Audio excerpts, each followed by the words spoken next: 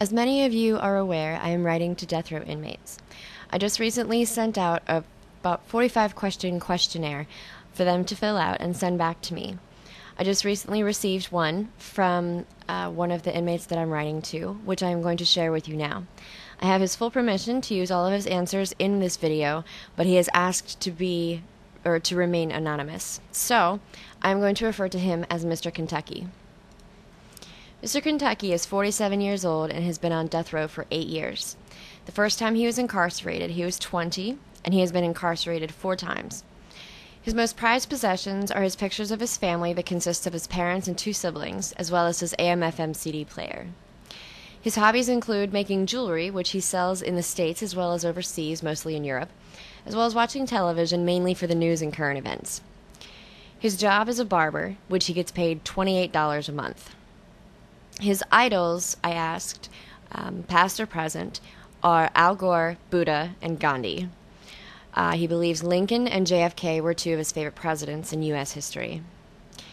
His daily routine consists of breakfast at 4:30 in the morning, but he doesn't wake up for bad food, as he puts it. So he normally gets out of bed around 6:30. He washes his face, starts hot water for coffee, and turns on the TV. He drinks his coffee and decides what he's going to do for the day.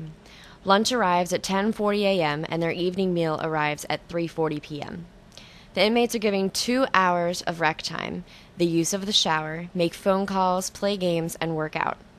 Twice a week, they are given rec time outdoors, where he plays basketball and handball in the prison yard.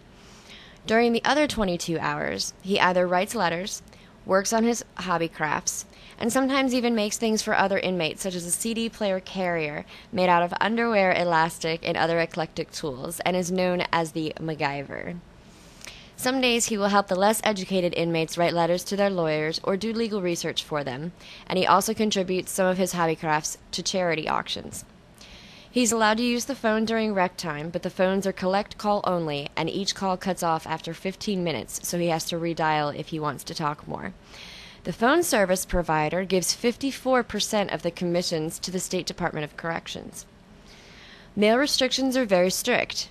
Cards with sound are confiscated, as well as envelopes with stickers or real lipstick kisses on them. Cash is not acceptable. The only form of money they can receive is through a post office money order. They also are not allowed to receive stamps.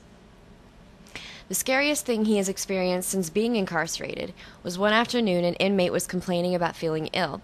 The nurse came and took his blood pressure through the door flap, then left.